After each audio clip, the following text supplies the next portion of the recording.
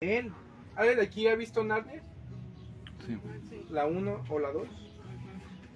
Hermanos, ¿cómo las criaturas se dirigen a Aslan? Hay un ratoncito en la segunda de Narnia que se quita el sombrero, él tiene como un sombrero, y él se quita, desenvaina su espada y se agacha y le dice: mi rey, si me permite, me gustaría decirle, bueno, de manera muy, bueno, no abstracta, sino a lo mejor es una ilustración un poco burda, pero sin duda alguna nos muestra C.S. Lewis, por medio del comportamiento de las criaturas en Narnia hacia Aslan. Obviamente un libro cristiano, hermanos. Aslan representa a Cristo, ¿verdad? Por eso en la 1 muere y resucita y paga a la bruja lo que Edmund merecía, ¿verdad? Bueno, todas las criaturas le tienen un respeto a Aslan, ¿verdad? Que cada vez que se dirigen a él, lo hacen en una actitud de respeto, de reverencia, de solemnidad. Bueno, esa película de alguna manera refleja bastante bien la actitud con la que primeramente debemos dirigirnos a Dios. Hermano, tú no puedes llegar a Dios y sentirte el papas fritas y decirle: Dios, dame esto, haz esto, no, humíllate primero delante de Dios, porque estás delante de Dios, ¿sí? Él se acerca y da gracia a los que así se acercan a Él de manera humilde. Hermano, incrédulo, ten por seguro que si tú te acercas a Dios con un corazón soberbio, no vas a encontrar a Dios. El viernes fui a un anexo al compartir el evangelio y me decía un señor: bueno, es que yo no creo en Dios porque yo le pido a Dios y Él no me da. Qué estupidez. O sea, de verdad, qué estupidez. O sea, literalmente, hermanos, es para meterle un cachetadón y decirle: calla, criatura rebelde. Porque, hermanos, Dios manda y el mar se mueve. Dios manda y el sol se mueve. Dios manda y la luna se mueve. Dios manda y amanece. Dios manda y anochece. Dios manda y el hombre no se mueve. Somos lo único de la creación, aparte de los demonios, que cuando Dios manda, resistimos. Y decimos: no, hágase mi voluntad. Yo. ¿Se dan cuenta por qué estos hombres no pueden encontrar a Dios? Porque no tienen humildad. Es criatura, conoce tu lugar. Cuando escuchaba esto en el anexo decía: bueno, por eso estás como estás, y no en un sentido de drogadicción, sino en un sentido de esclavo del pecado. Porque eso, hermanos, es solo un pecado del que él es esclavo. Pero, hermanos, Jesús dijo: todo el que comete pecado, esclavo del pecado es. Y no vas a librarte de la esclavitud del pecado hasta que humildemente reconozcas que eres pecador. Por eso el cristianismo, hermano, no comienza hasta que vuelves en ti como el hijo pródigo. Dices: ¿qué rayos estoy haciendo? ¿Dónde rayos estoy? O sea, estoy comiendo algarrobas de puerco, como relata el hijo pródigo.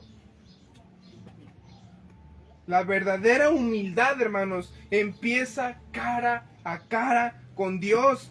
La persona humilde es humilde porque primeramente es humilde ante Dios. Y, hermanos, tengan por seguro que si no nos acercamos así a Dios, tus oraciones van a ser frías, tus lecturas bíblicas monótonas, tus devocionales, si es que podemos llamarles devocionales porque duran 5 o 10 minutos, van a ser igual de cortos. Calvino comenta: pero él llama a los humildes que, habiendo sido despojados de toda confianza en su propio poder, sabiduría y justicia, buscan todo el bien solo de Dios, puesto que no se puede llegar a Dios sino de esta manera.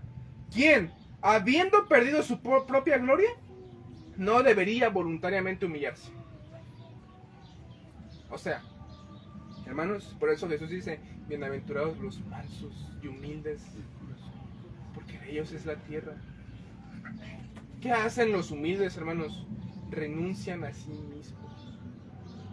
O sea, hermano, tú no vas a encontrar la salvación en Cristo hasta que te humilles a ti mismo y te des cuenta, no importa lo que hagan, no me puedo llevar al cielo a mí mismo. No me puedo llevar al cielo a mí mismo. Mis buenas obras, por eso el Señor nos da unos cachetadones, ¿verdad? Tus buenas obras, oh Israel, son como trapos de inmundicia.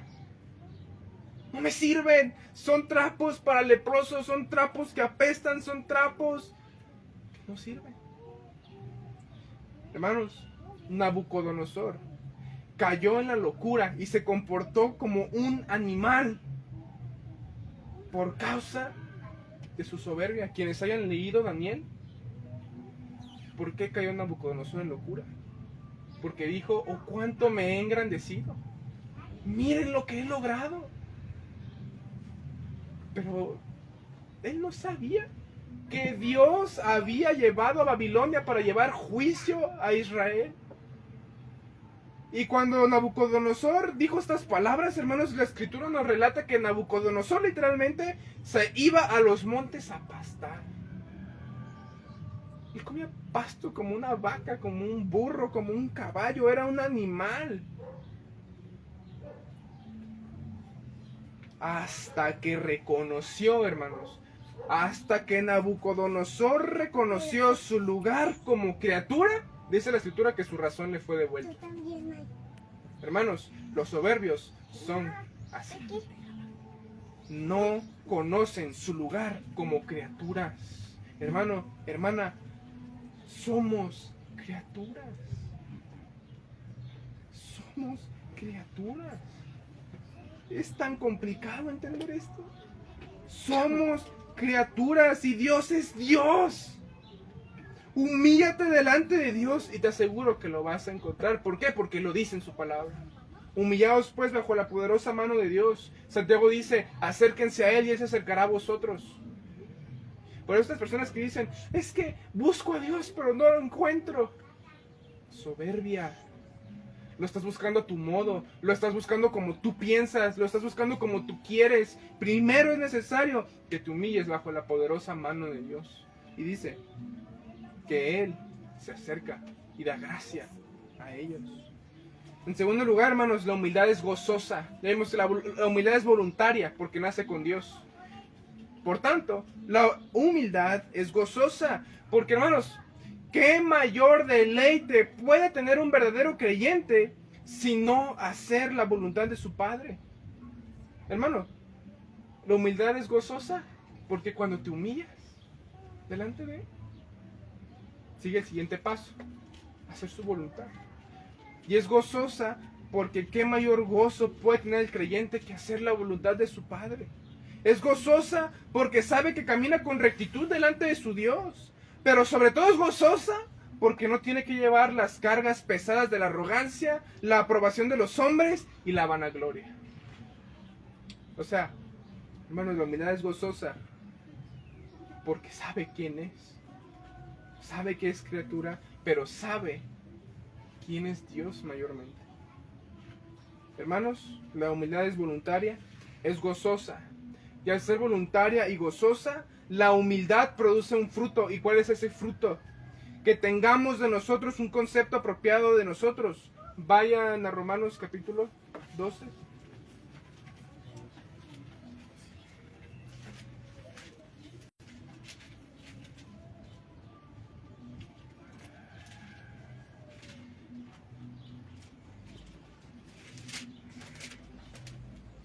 Versículo 3.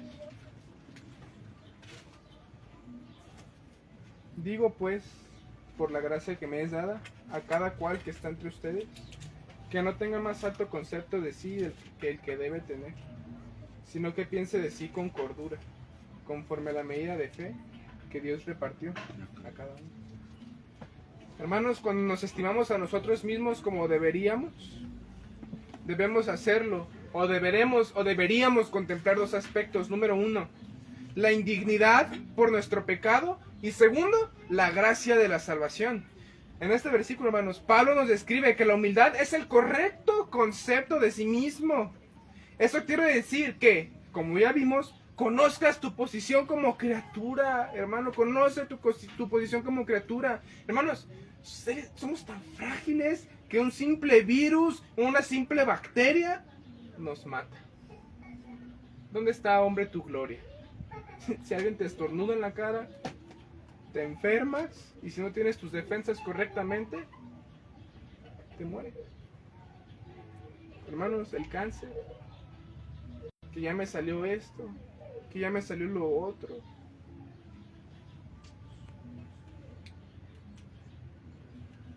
Hermanos, debes conocer tu debilidad como criatura, pero también conoce tu dignidad en Cristo.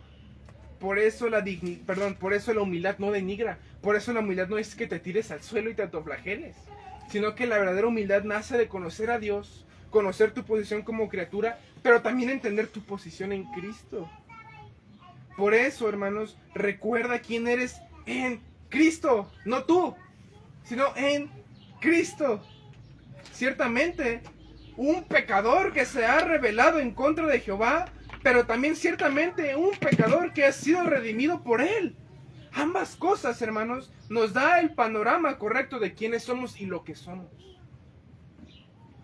Por eso la humildad no es que esperes compasión de los demás, tú darte autocompasión. No hay nada, hermano, escucha bien, hermano, hermana, no hay nada que no te haya sido dado de su mano. Nada. Todo viene de Él y por Él, y como leíamos de Herman Bavinck, todo viene de su mano paternal. Hay un pasaje, vayan a Ezequiel 36:22, es un pasaje. Yo espero que nos ponga los pies en la tierra. ¿Cuál es? Ezequiel 36. Ezequiel 36. 36:26. 36:22.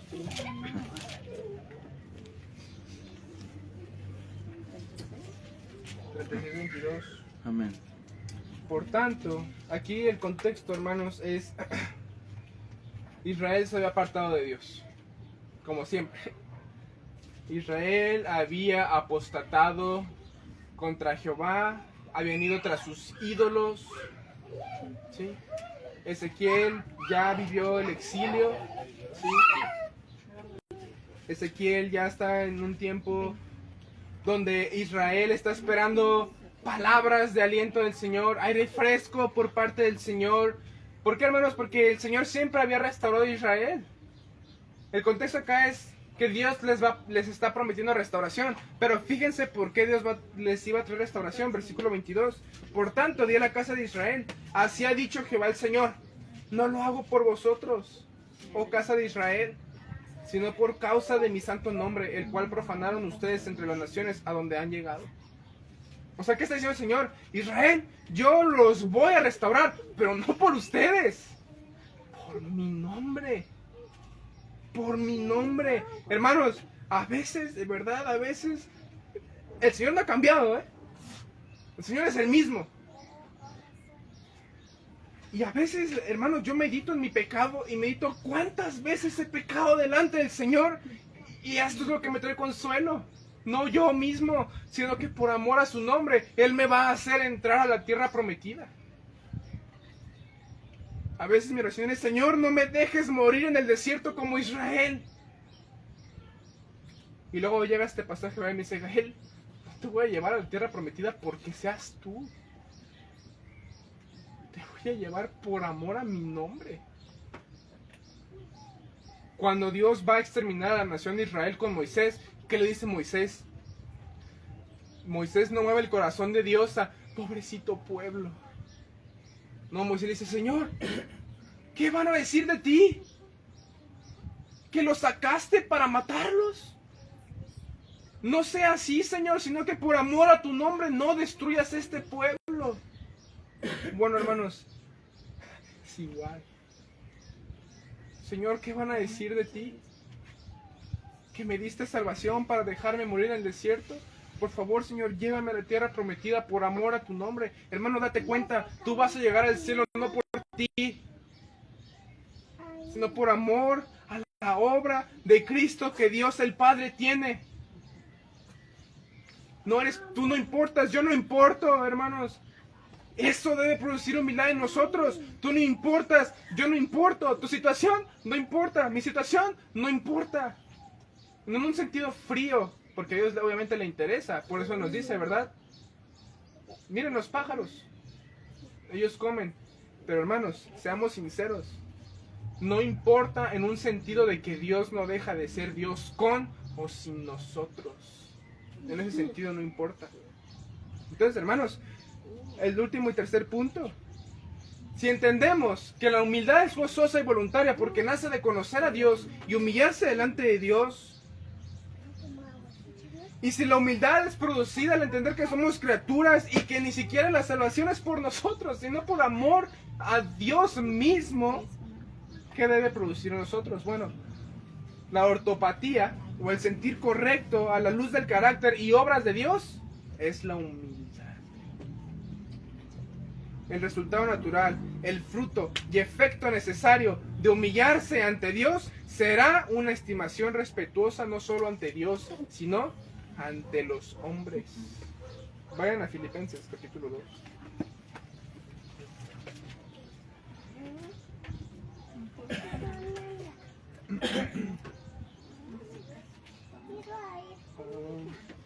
Perdón, no es el capítulo 2.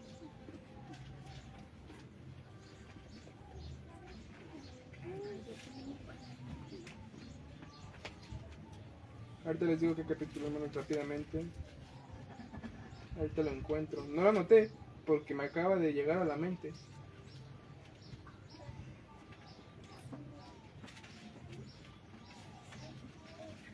Bueno, no encuentro el pasaje. Pero ahí en Filipenses capítulo 2, hermanos, Pablo nos va a hablar de la humillación y exaltación de Cristo. ¿Por qué?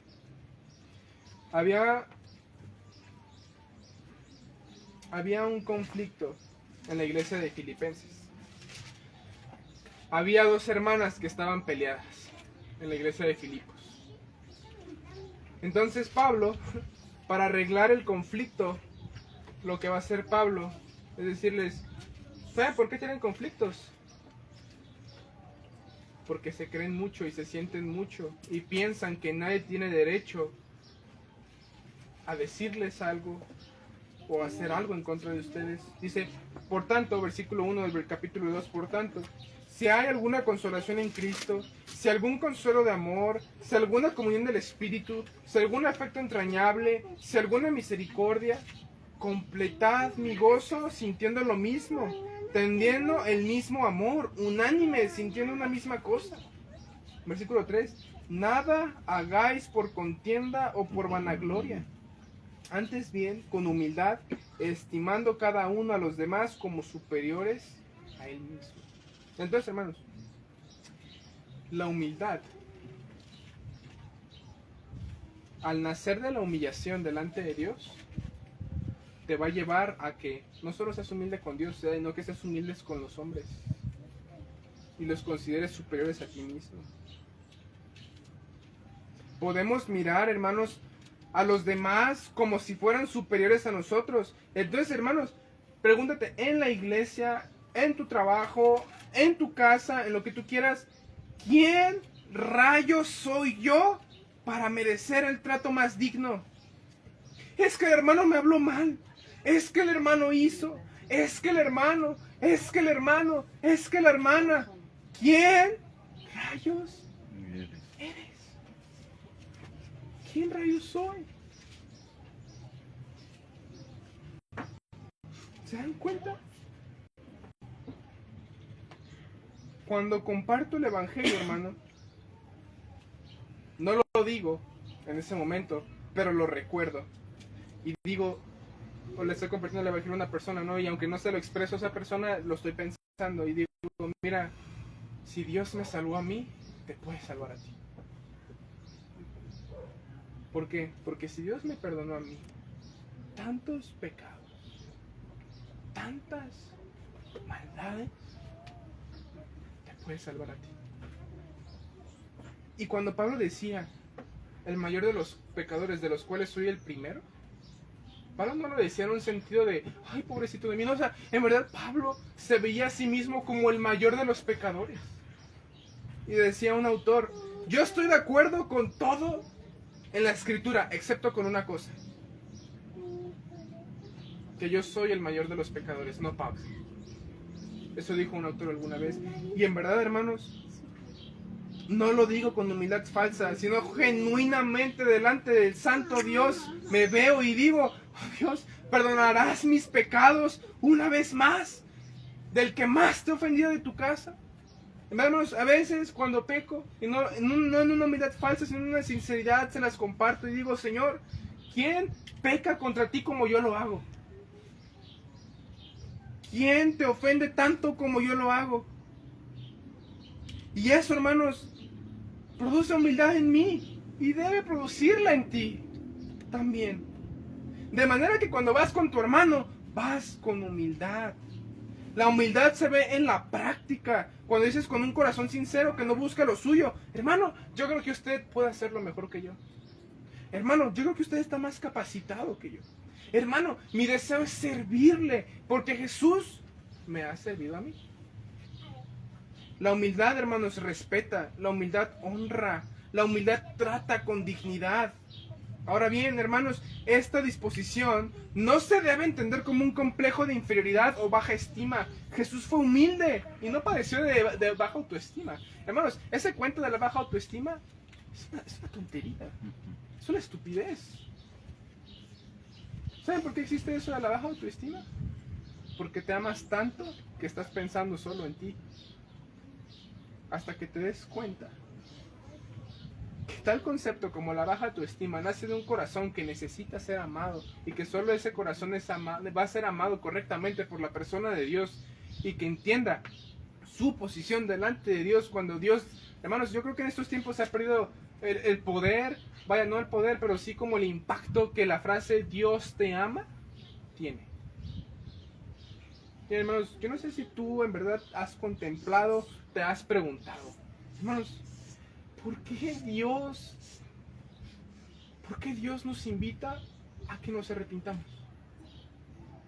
¿No debería ser una necesidad del hombre? Pero no, es Dios encarnándose, rogándole a los hombres: arrepiéntanse. Les ruego que se arrepientan. Hermanos, ¿Dios por qué tiene que hacer eso?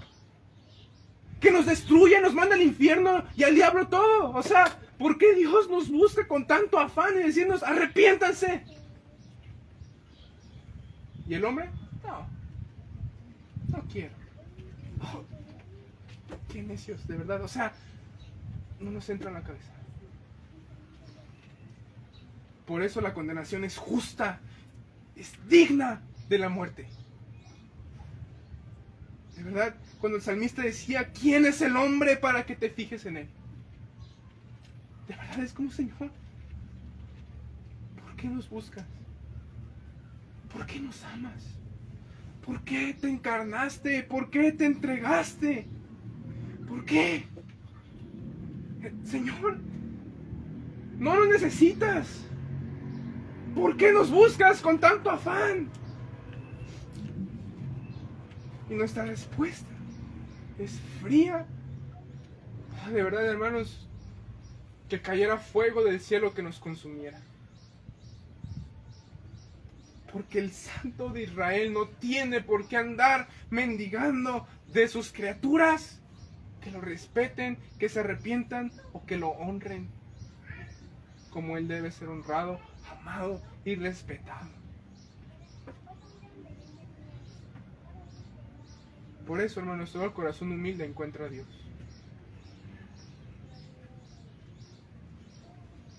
Y que perezca con todos aquellos la soberbia que intentan buscar a Dios bajo sus propios términos. Hermano, contempla la creación. O sea, Dios puede levantarle a Abraham hijos de las piedras. Dios puede levantar un pueblo nuevo que le ame, le sirva y le honre. Pero hermanos, hoy desciende una vez más a la iglesia bautista reformada, sola fe en Jesucristo, a decirnos a nosotros: hijos, por favor, arrepiéntanse, crean, vivan en santidad, vivan en piedad, sírvanme, búsquenme.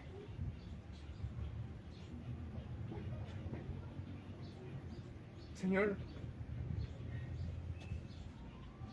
tú no debes hacer eso. Y aún así, hermanos, de verdad, parece a veces que ni somos creyentes. Al final, hermanos, la humildad va a crear dependencia en Dios. La verdadera humildad, hermanos, por su misma naturaleza, no se atreve a vivir sin la gracia de Dios y mucho menos se jacta de sus logros. Al considerar su frágil condición, el humilde sabe que necesita el poder divino y lo procura con desesperación. Por eso, hermanos, cuando no oramos y cuando tomamos decisiones sin consultar su santo y sapientísimo consejo de Dios, ¿sabes qué estás diciendo? Es un grito de soberbia diciendo, yo soy suficiente. Cuando tomamos decisiones sin consultar su santo y sapientísimo consejo, y cuando no oramos, es un grito a los 4 puntos cardinales de decir, yo soy suficiente, yo soy suficientemente sabio, yo soy suficientemente inteligente. Por eso, hermanos, en esta manera voy a meterlo un poquito aquí, pero te voy a dar 4 consideraciones que tú debes tener para tomar una decisión. Número 1. Vas a tomar la decisión que vas a tomar. Cambiarte de iglesia, buscar un nuevo trabajo, cambiarte de escuela. La decisión que tú quieres. Número 1. Pregúntate, ¿esto que voy a hacer glorifica a Dios? Si la respuesta es no, ya está podrido. Descártalo. Descártalo. Número 2. ¿Esto que voy a decidir me lleva a la santidad? ¿Me lleva a la santidad? Si la respuesta es no, ya se pudrió. Descártalo. Número 3. ¿Esto que voy a decidir contradice los mandatos y el consejo de Dios? Si la respuesta es sí, descártalo. Número 4. ¿Esto que voy a decidir me va a llevar a amar más a Dios?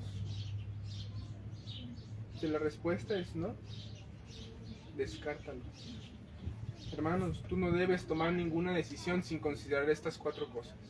La gloria de Dios, que te lleve más a la santidad, que no contradiga su palabra y que te lleve más a amar a Dios. Todo lo que hagas, comas o bebas, sea para la gloria de Dios, que te santifique, que te lleve a amar más a Dios y que no te lleve a desobedecer su palabra. La humildad, hermanos, produce un deseo de glorificarlo.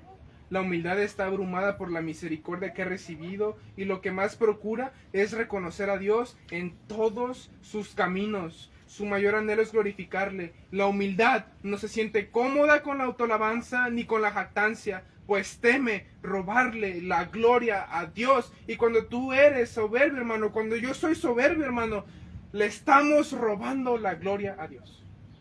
Punto. Que el Señor nos conceda, hermanos, un corazón humilde